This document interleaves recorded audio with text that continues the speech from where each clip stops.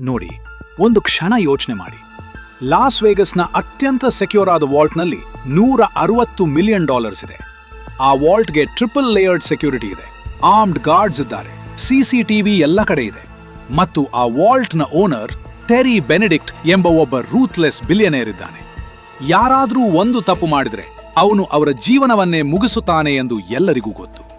ಆದರೆ ಕೇವಲ ಒಬ್ಬ ವ್ಯಕ್ತಿ ಹೇಳುತ್ತಾನೆ, ಇದು ಪಾಸಿಬಲ್, ನಾವು ಮಾಡಬಹುದು. ಆ ವ್ಯಕ್ತಿ ಡ್ಯಾನಿ ಓಷನ್. ಮತ್ತು ಅವನು ಕೇವಲ ಕಳ್ಳ ಅಲ್ಲ, ಅವನು ಒಬ್ಬ ಮಾಸ್ಟರ್ ಮೈಂಡ್ ಸ್ಟ್ರಾಟಜಿಸ್ಟ್. ಅವನ ಪ್ರತಿ ಮೂವ್ನಲ್ಲಿ, ಪ್ರತಿ ಡಿಸಿಷನ್ನಲ್ಲಿ ಬಿಸ್ನೆಸ್ ಮತ್ತು ಮನಿ ಬಗ್ಗೆ ಎಷ್ಟು ಪವರ್ಫುಲ್ ಲೆಸನ್ಸ್ ಇವೆ ಎಂದರೆ ಇವತ್ತು ನಾವು ಅದನ್ನು ಬ್ರೇಕ್ ಡೌನ್ ಮಾಡಿ ನೋಡೋಣ. ಮತ್ತು ನಾನು ಹೇಳ್ತೇನೆ, ಈ ಲೆಸನ್ಸ್ ನೀವು ಲೀಗಲ್ ಆಗಿ, ಎಥಿಕಲ್ ಆಗಿ ನಿಮ್ಮ ಜೀವನದಲ್ಲಿ ಯೂಸ್ ಮಾಡಬಹುದು. ಅದು ಹೇಗೆ ಎಂದು ನೋಡೋಣ. ಆದರೆ ಮೊದಲು ಒಂದು ಮುಖ್ಯವಾದ ಪ್ರಶ್ನೆ. ಡ್ಯಾನಿ ಓಷನ್ ಪ್ರಿಸನ್ನಿಂದ ಬಿಡುಗಡೆಯಾಗಿ 24 ಗಂಟೆ ಕೂಡ ಆಗಿಲ್ಲ. ಅಷ್ಟರಲ್ಲಿ ಅವನ ತಲೆಯಲ್ಲಿ ಏನು ನಡೆಯುತ್ತಿದೆ ಎಂದರೆ ಆ ಒಂದು ಥಾಟ್ ಮಾತ್ರ. Loss Vegas, Benedict, $160 million. ಇದನ್ನು ಯಾಕೆ ಹೇಳಿದೆ ಅಂದರೆ ಒಬ್ಬ ನಿಜವಾದ ಸ್ಟ್ರಾಟಜಿಸ್ಟ್ ಎಂದಿಗೂ ಐಡಲ್ ಇರುವುದಿಲ್ಲ. ಅವನ ಮನಸ್ಸು ಯಾವಾಗಲೂ ಮುಂದಿನ ಮೂವ್ ಬಗ್ಗೆ ಯೋಚಿಸುತ್ತಿರುತ್ತದೆ. ಇದು ಬಿಸ್ನೆಸ್ನಲ್ಲಿ ಸಹ ಅಷ್ಟೇ ಇಂಪಾರ್ಟೆಂಟ್. ಸರಿ, ನಾವು ಮೂವಿಯ ಬಿಗಿನಿಂಗ್ಗೆ ಹೋಗೋಣ ಮತ್ತು ಒಂದೊಂದೇ ಸೀನನ್ನು ಅನಲೈಸ್ ಮಾಡೋಣ. ಪ್ರತಿ ಸೀನಿನಿಂದ ಒಂದು ರಿಯಲ್ ವರ್ಲ್ಡ್ ಲೆಸನ್ ತೆಗೆದುಕೊಳ್ಳೋಣ. ಮತ್ತು ನಂಬಿಕೆ ಇಡಿ, ಇವತ್ತು ನೀವು ಕೇಳುವ ಲೆಸನ್ಸ್ ನಿಮ್ಮ ಥಿಂಕಿಂಗ್ ಅನ್ನೇ ಬದಲಾಯಿಸಬಹುದು. Scene 1, the pitch to Reuben. ಒಬ್ಬ ಇನ್ವೆಸ್ಟರ್ ಅನ್ನು ಹೇಗೆ ಕನ್ವಿನ್ಸ್ ಮಾಡಬೇಕು? ಡ್ಯಾನಿ ಓಷನ್ ಮತ್ತು ರಸ್ಟಿ ರಾಯನ್ ಲಾಸ್ ವೇಗಸ್ಗೆ ಬರ್ತಾರೆ. ಅವರಿಗೆ ಗೊತ್ತು, ಈ ಪ್ಲಾನ್ಗೆ ಮನಿ ಬೇಕು ಮತ್ತು ಆ ಮನಿ ಒಬ್ಬ ಸ್ಪೆಸಿಫಿಕ್ ವ್ಯಕ್ತಿಯ ಬಳಿ ಇದೆ. ಆ ವ್ಯಕ್ತಿ ರೂಬೆನ್ ಟಿಶ್ಕಾಫ್. ರೂಬೆನ್ ಒಬ್ಬ ಎಕ್ಸ್ಪೀರಿಯನ್ಸ್ಡ್ ವೇಗಸ್ ವೆಟರನ್. ಅವನು ಸ್ವತಃ ಒಂದು ಕಸಿನೋ ಕಟ್ಟಿದ ಮನುಷ್ಯ. ಅವನನ್ನು ಫೂಲ್ ಮಾಡುವುದು ಸಾಧ್ಯವೇ ಇಲ್ಲ. ಮತ್ತು ಬೆನೆಡಿಕ್ಟ್ ಎಂಬ ವ್ಯಕ್ತಿ ಒಮ್ಮೆಮ್ಮೆ ರೂಬನ್ನ ಬಿಸ್ನೆಸ್ ಅನ್ನು ಕಿತ್ತುಕೊಂಡಿದ್ದಾನೆ ಎಂಬ ಹಿಸ್ಟ್ರಿ ಕೂಡ ಇದೆ. ಡ್ಯಾನಿ ಇದನ್ನು ಗೊತ್ತಿದ್ದಾನೆ. ಡ್ಯಾನಿ ಮತ್ತು ರಸ್ಟಿ ರೂಬೆನ್ನ ಮನೆಗೆ ಹೋಗುತ್ತಾರೆ. ಅಲ್ಲಿ ರೂಬೆನ್ ಅವರನ್ನು ಕೇಳ್ತಾನೆ, ನೀವು ಯಾಕೆ ಬಂದಿದ್ದೀರಿ? ಡ್ಯಾನಿ ಒಂದೇ ಒಂದು ಹೆಸರು ಹೇಳ್ತಾನೆ, ಬೆಲ್ಲಾಜಿಯೋ. ರೂಬೆನ್ ಅವರನ್ನು ನೋಡುತ್ತಾನೆ. ಡ್ಯಾನಿ ಇನ್ನೊಂದು ಹೆಸರು ಹೇಳ್ತಾನೆ, ಮಿರಾಜ್. MGM grand. 3 ಕಸಿನೋಸ್ ಒಂದೇ ರಾತ್ರಿ.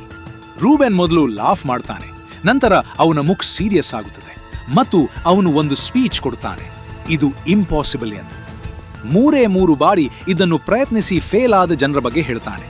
ಅವರಿಗೆ ಏನಾಯಿತು ಎಂದು ಡಿಸ್ಕ್ರೈಬ್ ಮಾಡ್ತಾನೆ ಮತ್ತು ನಂತರ ಕೇಳ್ತಾನೆ, ಇದು ಹೇಗೆ ಪಾಸಿಬಲ್ ಎಂದು ನೀವು ಯೋಚಿಸುತ್ತೀರಿ? ಡ್ಯಾನಿ ಉತ್ತರ ಕೊಡ್ತಾನೆ, ಅಷ್ಟೇ. ಮತ್ತು ರೂಬೆನ್ ಇನ್ವೆಸ್ಟ್ ಮಾಡಲು ತಯಾರಾಗ್ತಾನೆ. ಯಾಕೆಂದ್ರೆ ಡ್ಯಾನಿ ಒಂದು ಕ್ರೂಷಿಯಲ್ ತಪ್ಪನ್ನು ಮಾಡಲಿಲ್ಲ. ಅವನು ಮೊದಲೇ ಪಿಚ್ನಿಂದ ಶುರು ಮಾಡಲಿಲ್ಲ. ಅವನು ಮೊದಲು ರೂಬೆನ್ನ ಪೇನ್ ಪಾಯಿಂಟ್ ಅನ್ನು ಟಚ್ ಮಾಡಿದ. ಬೆನೆಡಿಕ್ಟ್ ಎಂಬ ಹೆಸರು ಕೇಳಿದಾಗ ರೂಬೆನ್ನ ಒಳಗೆ ಏನು ಆಗುತ್ತದೆ ಎಂದು ಡ್ಯಾನಿಗೆ ಗೊತ್ತಿತ್ತು. ಅವನ್ ಪಾಸ್ಟ್ ಅನ್ನು ಡ್ಯಾನಿ ಬಳಸಿದ ಮತ್ತು ಆಮೇಲೆ ಒಂದು ವಿಷನ್ ಪ್ರೆಸೆಂಟ್ ಮಾಡಿದ. ಇದು ಕೇವಲ ಹಣ ಅಲ್ಲ, ಇದು ರಿವೆಂಜ್ ಕೂಡ. ಇದು ಒಂದು ಅಸಾಧಾರಣ ಪಿಚ್ ಸ್ಟ್ರಕ್ಚರ್. ಇದರ ರಿಯಲ್ ವರ್ಲ್ಡ್ ಲೆಸನ್ ಏನು ಎಂದರೆ, ನೀವು ಯಾರನ್ನಾದರೂ ಪಿಚ್ ಮಾಡುವ ಮೊದಲು ಅವರ ಬಗ್ಗೆ ಹೋಮ್ ವರ್ಕ್ ಮಾಡಿ. ಅವರಿಗೆ ಯಾವ ಪ್ರಾಬ್ಲಮ್ ಇದೆ, ಅವರ ಪಾಸ್ಟ್ನಲ್ಲಿ ಯಾವ ಹರ್ಟ್ ಇದೆ, ಅವರ ಡೀಪೆಸ್ಟ್ ಡಿಸೈರ್ ಏನು. ನೀವೊಂದು ಪ್ರಾಡಕ್ಟ್ ಮಾಡಿದರೆ ಸಾಲದು, ನೀವೊಂದು ಸೊಲ್ಯೂಷನ್ ಮಾಡಬೇಕು ಅವರ ಸ್ವಂತ ಪ್ರಾಬ್ಲಮ್ಗೆ. ಡ್ಯಾನಿನ ಪಿಚ್ ಯಾಕೆ ವರ್ಕ್ ಆಯಿತು ಎಂದರೆ ಅದು ರೂಬೆನ್ನ ಸ್ವಂತ ಸ್ಟೋರಿಯ ಮೇಲೆ ಬಿಲ್ಡ್ ಆಗಿತ್ತು. ಅವನ ಹಣ ಮಾತ್ರ ಅಲ್ಲ, ಅವನ ಇಮೋಷನ್ಸ್ ಕೂಡ ಆ ಡೀಲ್ನಲ್ಲಿ ಇನ್ವೆಸ್ಟ್ ಆಗಿದ್ದವು. ಇದು ಪರ್ಸುಯೇಷನ್ ಅಲ್ಲ, ಇದು ಅಲೈನ್ಮೆಂಟ್. ನಿಮ್ಮ ಗೋಲ್ ಮತ್ತು ಇನ್ವೆಸ್ಟರ್ನ ಗೋಲ್ ಒಂದೇ ಇದೆ ಎಂದು ತೋರಿಸುವುದು ಇದೇ ಅತ್ಯಂತ ಪವರ್ಫುಲ್ ಪಿಚ್. ಆದರೆ ಇಲ್ಲಿ ಒಂದು ಮುಖ್ಯ ಪ್ರಶ್ನೆ ಇದೆ. ಡ್ಯಾನಿ ಒಂದು ಇನ್ವೆಸ್ಟರ್ ಅನ್ನು ಫೈಂಡ್ ಮಾಡಿದ, ಆದರೆ ಅವನಿಗೆ ಬೇಕಾಗಿದ್ದು ಕೇವಲ ಹಣ ಅಲ್ಲ, ಅವನಿಗೆ ಬೇಕಾಗಿದ್ದು ಒಂದು ಟೀಮ್. ಮತ್ತು ಆ ಟೀಮ್ ಬಿಲ್ಡ್ ಮಾಡುವ ಬಗ್ಗೆ ಅವನು ಹೇಗೆ ಯೋಚಿಸಿದ ಎಂಬುದು ಇದು ಮುಂದಿನ ಲೆಸನ್. ಇದನ್ನು ಕೇಳಿದ್ರೆ ನಿಮಗೆ ಅರ್ಥ ಆಗ್ತದೆ ಒಂದು ಬಿಸ್ನೆಸ್ ಶುರು ಮಾಡಲು ಯಾರನ್ನು ಹೈರ್ ಮಾಡಬೇಕು ಎಂದು. Scene 2, team assembly. Skill based hiring ಎಂದರೆ ಏನು? ಡ್ಯಾನಿ ಓಷನ್ ತನ್ನ 11 ಜನರ ಟೀಮ್ ಅನ್ನು ಬಿಲ್ಡ್ ಮಾಡ್ತಾನೆ. ಪ್ರತಿ ವ್ಯಕ್ತಿಯನ್ನ ಒಂದು ಸ್ಪೆಸಿಫಿಕ್ ಸ್ಕಿಲ್ಗಾಗಿ ಚೂಸ್ ಮಾಡ್ತಾನೆ. ರಸ್ಟಿ, ಸ್ಟ್ರಾಟಜಿ ಮತ್ತು ಎಕ್ಸಿಕ್ಯೂಷನ್. ಲೈನಸ್, ಪಿಕ್ ಪಾಕೆಟ್ ಮತ್ತು field work. The Malloy brothers, transportation ಮತ್ತು ಲಾಜಿಸ್ಟಿಕ್ಸ್. ಲಿವಿಂಗ್ಸ್ಟನ್ ಡೆಲ್, ಎಲೆಕ್ಟ್ರಾನಿಕ್ಸ್ ಮತ್ತು ಸರ್ವೇಲೆನ್ಸ್. ಬ್ಯಾಷರ್ ಟಾರ್, ಎಕ್ಸ್ಪ್ಲೋಸಿವ್ಸ್ ಮತ್ತು ಎಲೆಕ್ಟ್ರಿಕಲ್ ಸಿಸ್ಟಮ್ಸ್. ಎನ್, ಆಕ್ರೋಬ್ಯಾಟಿಕ್ಸ್ ಮತ್ತು physical entry. Saul Bloom, disguise ಮತ್ತು social engineering. Frank Catton, inside man at the casino, ಮತ್ತು ಇನ್ನು ಕೆಲವರು. ಒಬ್ಬರು ರಿಡಂಡೆಂಟ್ ಅಲ್ಲ, ಒಬ್ಬರು ಎಕ್ಸ್ಟ್ರಾ ಅಲ್ಲ. ಇಲ್ಲಿ ಡ್ಯಾನಿ ಮಾಡಿದ ಒಂದು ಮುಖ್ಯ ಸ್ಟ್ರಾಟಜಿಕ್ ಡಿಸಿಷನ್ ಏನು ಗೊತ್ತೇ? ಅವನು ಯಾರನ್ನು ಜನರಲಿಸ್ಟ್ ಎಂದು ಹೈರ್ ಮಾಡಲಿಲ್ಲ. ಪ್ರತಿ ಒಬ್ಬ ವ್ಯಕ್ತಿ ತಮ್ಮ ಸ್ಪೆಸಿಫಿಕ್ ಏರಿಯಾನಲ್ಲಿ ಎಕ್ಸ್ಪರ್ಟ್. ಮತ್ತು ಒಂದು ಮುಖ್ಯ ವಿಷಯ, ಪ್ರತಿ ವ್ಯಕ್ತಿಗೆ ಬೇರೆ ವ್ಯಕ್ತಿಯ ಫುಲ್ ಪ್ಲಾನ್ ಗೊತ್ತಿಲ್ಲ. ಎನ್ಗೆ ಸಾಲ್ ಏನು ಮಾಡ್ತಿದ್ದಾನೆ ಎಂದು ಗೊತ್ತಿಲ್ಲ. ಲಿವಿಂಗ್ಸ್ಟನ್ಗೆ ಬ್ಯಾಷರ್ ಎಲ್ಲಿ ಆಪರೇಟ್ ಮಾಡುತ್ತಿದ್ದಾನೆ ಎಂದು ಫುಲ್ಲಿ ಗೊತ್ತಿಲ್ಲ. ಇದಕ್ಕೆ ಕಂಪಾರ್ಟ್ಮೆಂಟಲೈಸೇಷನ್ ಎನ್ನುತ್ತಾರೆ. ಒಬ್ಬ ವ್ಯಕ್ತಿ ಕ್ಯಾಪ್ಚರ್ ಆದರೆ ಅವನು ಬೇರೆಯವರ ಇನ್ಫಾರ್ಮೇಶನ್ ಕೊಡಲು ಸಾಧ್ಯವಿಲ್ಲ, ಏಕೆಂದರೆ ಅವನಿಗೇ ಗೊತ್ತಿಲ್ಲ. ಈ ಕಾನ್ಸೆಪ್ಟ್ ಅನ್ನು ರಿಯಲ್ ಬಿಸ್ನೆಸ್ನಲ್ಲಿ ಹೇಗೆ ಅಪ್ಲೈ ಮಾಡಬಹುದು?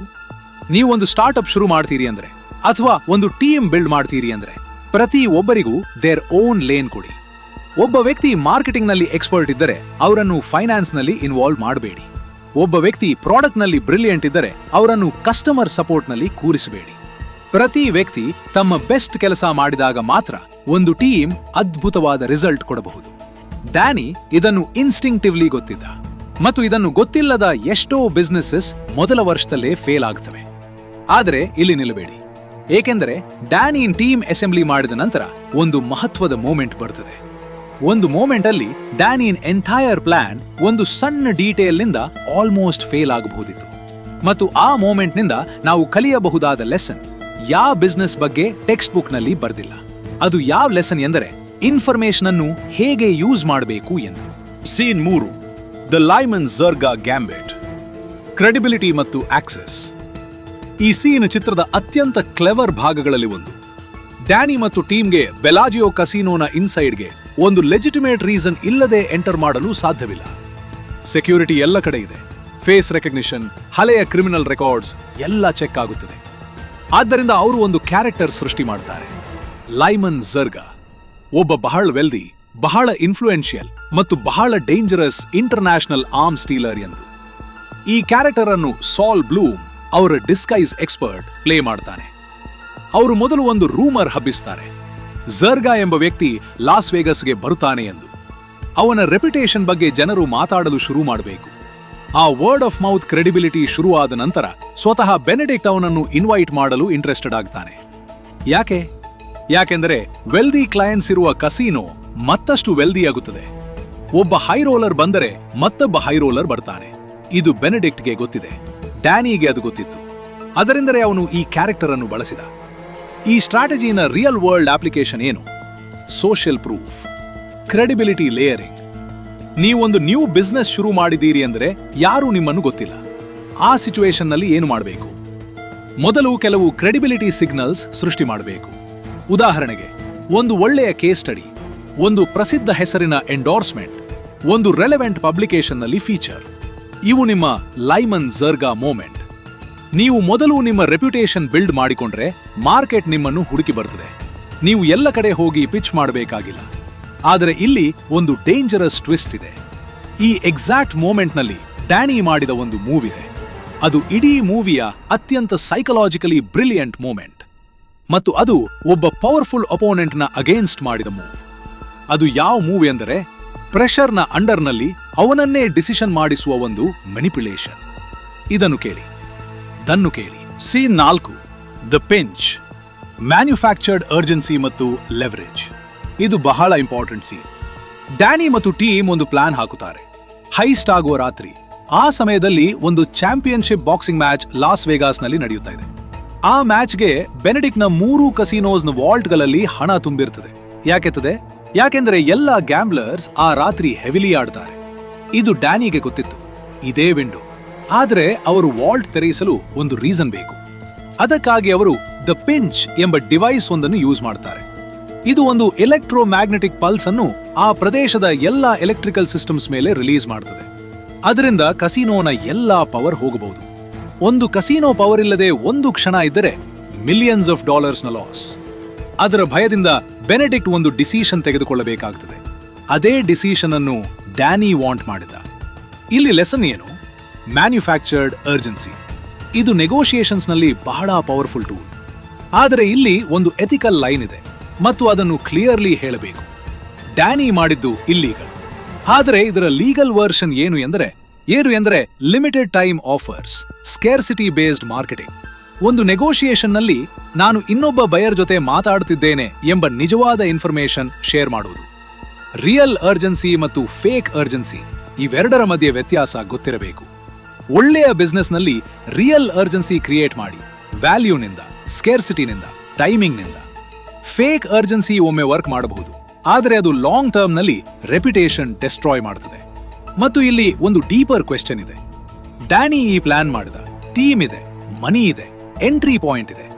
ಆದರೆ ಒಂದು ಮಹತ್ವದ ಸಂಗತಿ ಇಲ್ಲಿ ನಾವು ಮಿಸ್ ಮಾಡಿದ್ದೇವೆ. ಡ್ಯಾನಿನ ಅಪೋನೆಂಟ್ ಟೆರಿ ಬೆನೆಡಿಕ್ಟ್, ಅವನು ಸ್ವತಃ ಒಂದು ಸ್ಟ್ರಾಟಜಿಕ್ ಜೀನಿಯಸ್. ಅವನ ಬಗ್ಗೆ ಮಾತಾಡೋಣ.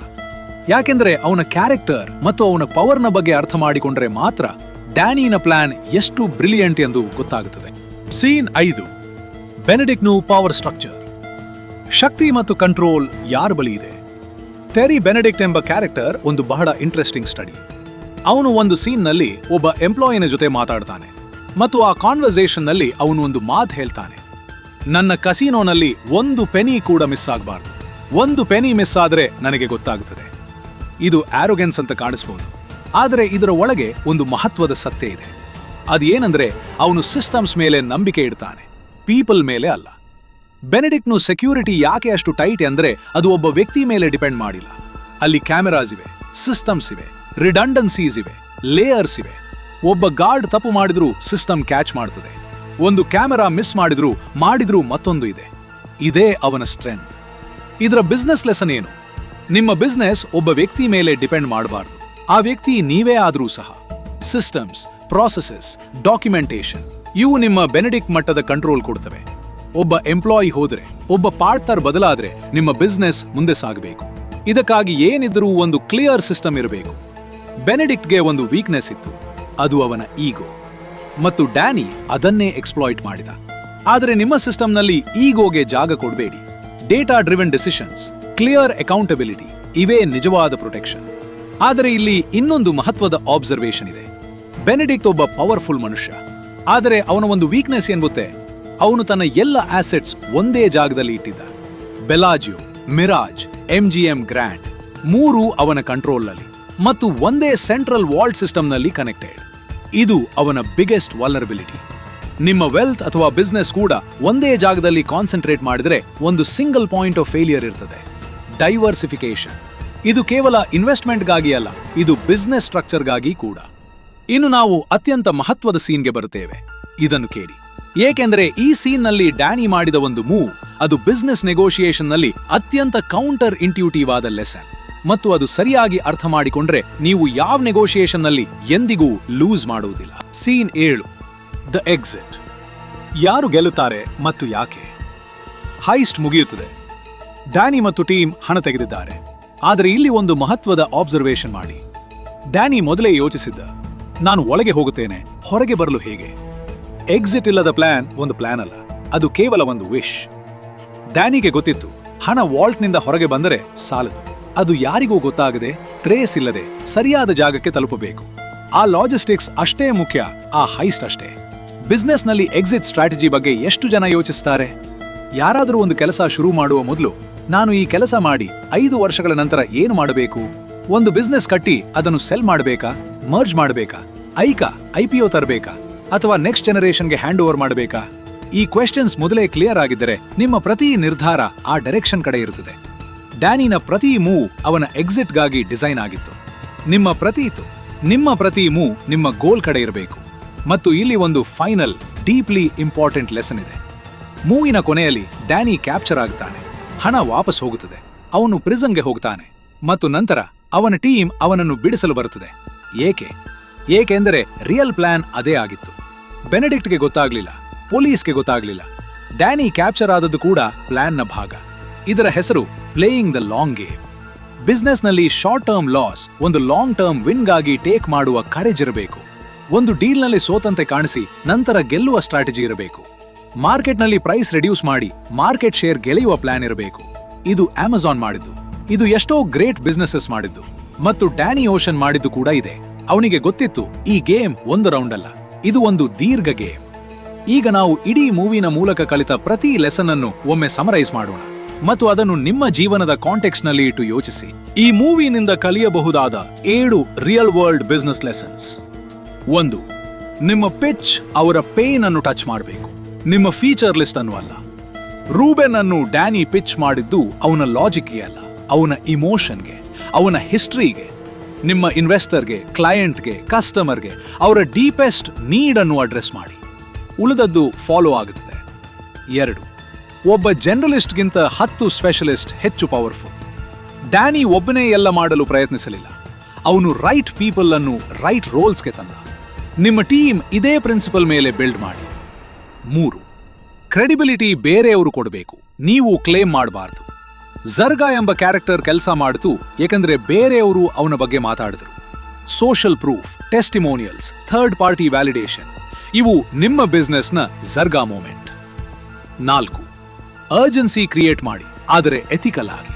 Real scarcity, real deadlines, real competition ಇವನ್ನು ಆನೆಸ್ಟ್ಲಿ ಬಳಸಿ.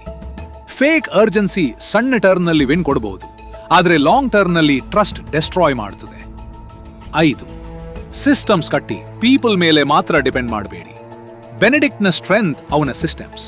ನಿಮ್ಮ ಬಿಸ್ನೆಸ್ ಕೂಡ ನೀವಿಲ್ಲದೆ ಓಡಬಲ್ಲದ? ಇದೇ ಸ್ಕೇಲಬಿಲಿಟಿಯ ಮೊದಲ ಪ್ರಶ್ನೆ. 6. ಅಟೆನ್ಷನ್ ಮ್ಯಾನೇಜ್ ಮಾಡಿ. ನೆಗೋಷಿಯೇಷನ್ನಲ್ಲಿ, ಮಾರ್ಕೆಟಿಂಗ್ನಲ್ಲಿ ಮತ್ತು ಸ್ಟ್ರಾಟಜಿನಲ್ಲಿ ಯಾರ ಗಮನ ಎಲ್ಲಿದೆ ಎಂದು ನೀವು ಕಂಟ್ರೋಲ್ ಮಾಡಿದ್ರೆ ಆ ಸಿಚುವೇಶನ್ನ ಔಟ್ಕಮ್ ನಿಮ್ಮ ಕೈಯಲ್ಲಿ ಇದೆ. 7. ಎಕ್ಸಿಟ್ ಸ್ಟ್ರಾಟಜಿ ಇಲ್ಲದ ಪ್ಲಾನ್ ಕೇವಲ ಒಂದು ವಿಶ್. ನೀವು ಶುರು ಮಾಡುವ ಮೊದಲೇ ನೀವು ಹೇಗೆ ಎಂಡ್ ಮಾಡಬೇಕು ಎಂದು ಗೊತ್ತಿರಬೇಕು. ಇದು ಲಾಂಗ್ ಗೇಮ್. ಈ ಲೆಸನ್ಸ್ ಎಲ್ಲ ಡ್ಯಾನಿ ಓಷನ್ ಒಂದು ಮೂವಿನಲ್ಲಿ ತೋರಿಸಿದ. ಅವನು ಒಬ್ಬ ಕ್ರಿಮಿನಲ್, ಆದರೆ ಅವನ ಥಿಂಕಿಂಗ್ ಅದು ಒಂದು ಜೆನ್ಯುಯಿನ್ಲಿ ಸ್ಟ್ರಾಟಜಿಕ್ ಮೈಂಡ್ನ ಉದಾಹರಣೆ. ನೀವು ಇದನ್ನು ಲೀಗಲ್, ಎಥಿಕಲ್ ಆಗಿ ಅಪ್ಲೈ ಮಾಡಿ ನಿಮ್ಮ ಬಿಸ್ನೆಸ್ನಲ್ಲಿ, ನೆಗೋಷಿಯೇಷನ್ಸ್ನಲ್ಲಿ, ಕೆರಿಯರ್ನಲ್ಲಿ. ಮತ್ತು ಒಂದು ವಿಷಯ ಗಮನದಲ್ಲಿ ಇಡಿ, ಯಾವ ಗೇಮ್ನಲ್ಲಿ ಗೆಲ್ಲಬೇಕು ಎಂದು ಗೊತ್ತಿಲ್ಲದ ಮನುಷ್ಯ ಯಾವ ಒಳ್ಳೆಯ ಸ್ಟ್ರಾಟಜಿ ಇದ್ದರೂ ಲೂಸ್ ಮಾಡುತ್ತಾನೆ. ಡ್ಯಾನಿಗೆ ಗೊತ್ತಿತ್ತು ಅವನ ಗೇಮ್ ಏನು, ನಿಮ್ಮ ಗೇಮ್ ಏನು. ಮುಂದಿನ ವಿಡಿಯೋನಲ್ಲಿ ನಾವು ಇನ್ನೊಂದು ಕಥೆ ಮಾತಾಡೋಣ. ಅದು ಒಬ್ಬ ವ್ಯಕ್ತಿ ಬಗ್ಗೆ, ಯಾರು ಇನ್ನೂ ಡೇಂಜರಸ್ ಒಂದು ಗೇಮ್ ಆಡಿದ ಮತ್ತು ಗೆದ್ದ, ಆದರೆ ಒಂದು ಅನ್ಎಕ್ಸ್ಪೆಕ್ಟೆಡ್ ರೀತಿಯಲ್ಲಿ. ಆ ವಿಡಿಯೋ ಮಿಸ್ ಮಾಡಬೇಡಿ.